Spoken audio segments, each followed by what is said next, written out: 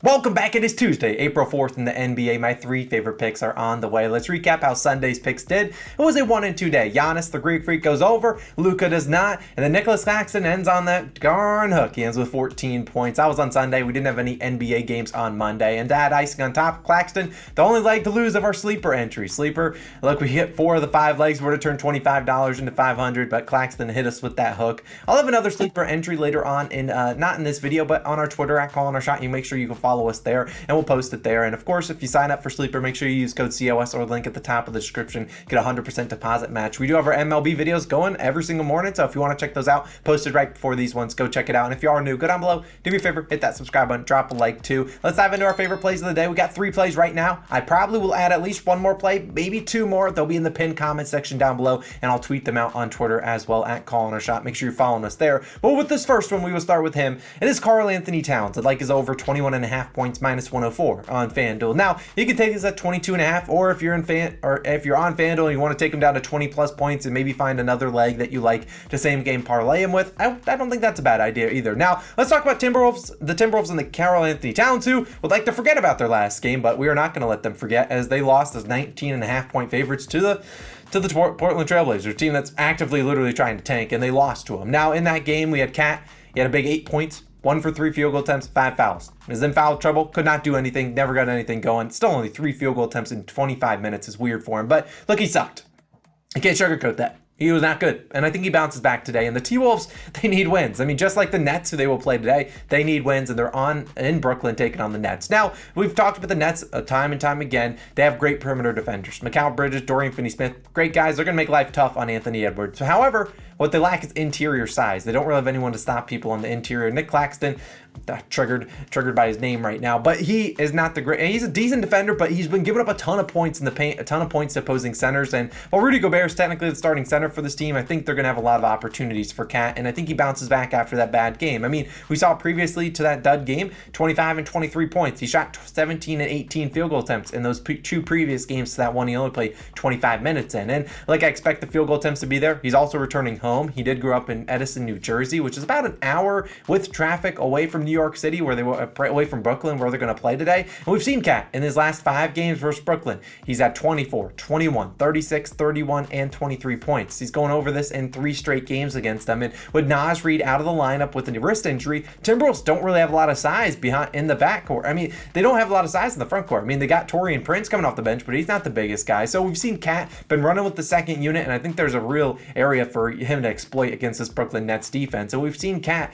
go over this line in 11 of 14 games with 15 plus field goal attempts. He's obviously been injured a lot of the season, but when he gets the field goal attempts that he has this season in the limited games he's played, he's hit this over pretty frequently. He's at 18 plus field goal attempts, 4 straight games for Brooklyn. So look, I like Cat in that second unit. Maybe that's where he exploits and scores a lot of points with Anthony Edwards off the court. But either way, I see this Timberwolves team lost 3 straight games, must win for him. They need these wins. Hopefully he can stay out of foul trouble. Knock on wood, he doesn't go and hack people. He's probably guarding Dorian Finney-Smith today. So Dorian Finney-Smith, not the most aggressive guy going to attacking the basket, getting fouls. So Cat, avoid foul trouble. Do your thing on offense. We trust you. Over 21.5 points is one of my favorite plays of the day. Now, let's move to another big man that I really do like. It's another one we've talked about a lot with the ladder challenges, but today we're just taking his points. It's Evan Mobley of the Cleveland Cavaliers, over 17.5 points, minus 105 on DraftKings. Now, similarly, you can take this at 18.5.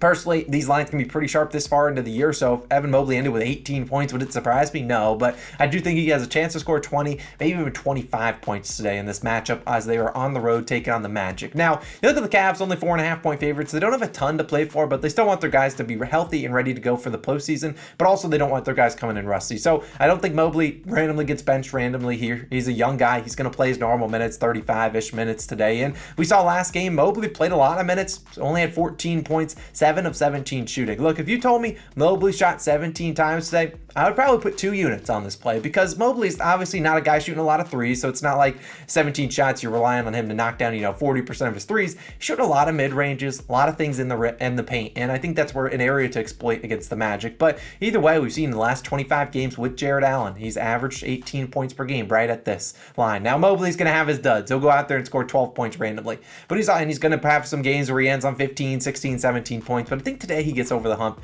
and here's why. Because the matchup with the starters, when Mobley's playing there, he's going to be defended by Paolo Banchero, and Banchero, love him, going to be the rookie of the year.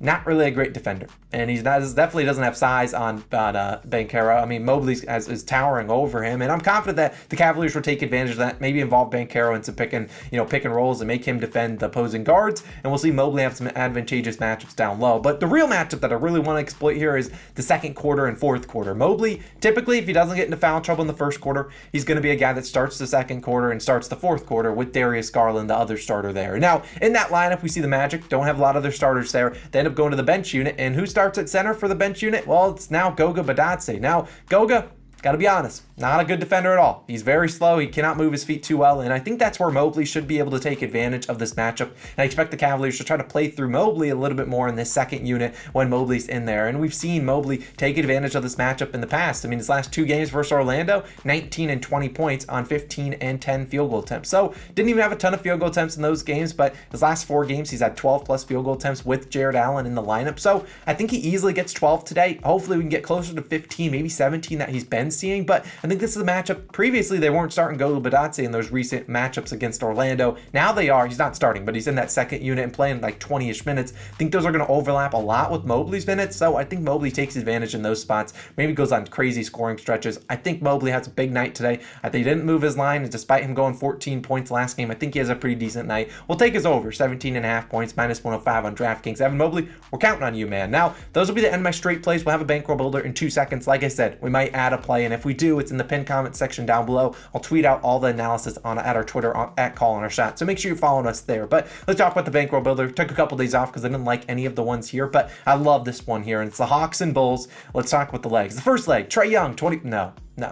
That was a joke. We're not putting Trae Young in this. I don't even know if he's playing. We're not including him. We're just Bulls players. Zach LaVine, 20-plus points. Nikola Vucevic, 12-plus points. Nikola Vucevic, 8-plus rebounds. And DeMar DeRozan, 4-plus assists. Now, this is +110 on DraftKings. Now, for my FanDuel users, you can take, obviously, you don't have 12-plus points for Vooch unless you're watching later on when they have alt line. So you can take Vooch for 10-plus points. Now, as for DeMar DeRozan and the people that maybe don't have evens, they have like 5, 7 reps. I don't really, Vucevic should get you 9 reps, but if you have to take it at 7, I probably prefer that. But DeMar DeRozan can get you 5 assists here and there, but I don't know if I really would want to bank on 5. He does love to end on a 4. Like, he ends on 4 a lot of different times. So if you can get these exact legs, go with them, obviously. If you have to deviate, I don't really want to go up for DeRozan in those assists, but if you have to, sure, go for it. I hope he gets 5, but I would really like it more safely at 4. If you have to go down to 3, go for that. And we're just putting 1 unit on it, +110. Now, let's talk about this, though. And the Bulls, -4 tonight. They are 4-point favorites. They're taking on the Hawks. They're at home. Now, the over-under 235, like any Hawks game,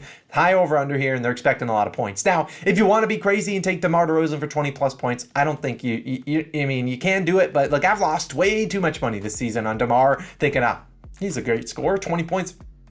He can do that. No, I'd rather not. Now, he might get 20 tonight. He has a good track record against the Hawks.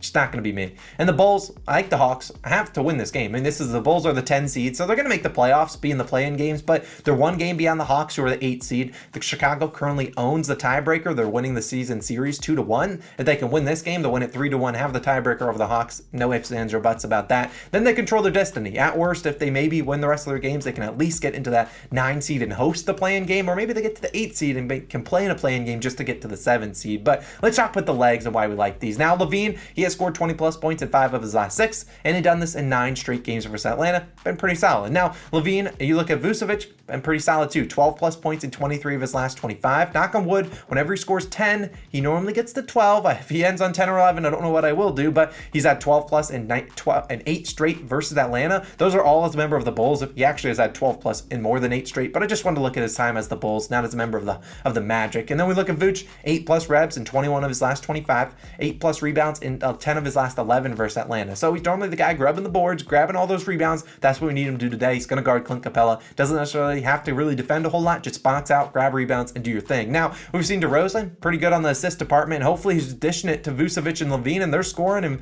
DeMar is just piling up the assists because he has 4-plus assists in 5 straight and in 20 of his last 25, and 4-plus in 21 of his last 22 versus Atlanta. I mean, a lot of those games, the last 22 versus Atlanta, weren't even as a member of the Bulls, but still he was cooking this line, and he's been doing really well facilitating for this teammate, almost playing point guard for this team. So I really like DeRozan today to get us those assists. I like Vooch to fill up the stat sheet, and then I like LaVine to do what he's been doing recently, just scoring the basketball. It's a high over-under. I think all these Bulls players show up. They're favored for a reason, and even if they are blowing them out, I don't think they get to a blowout without these guys doing their numbers. So I like all of these ones. I'll take a shot at it. To 20 plus points for LaVine, 12 and 8 for Vooch, and then 4 assists for DeMar DeRozan, plus 110. The Bankroll Builders had been hot.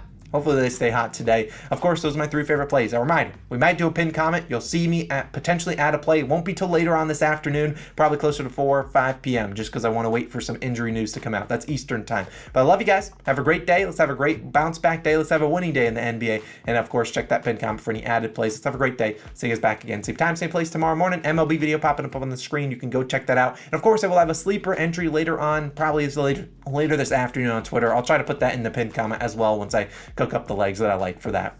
Let's have a great day. See you guys in the next one. Peace out.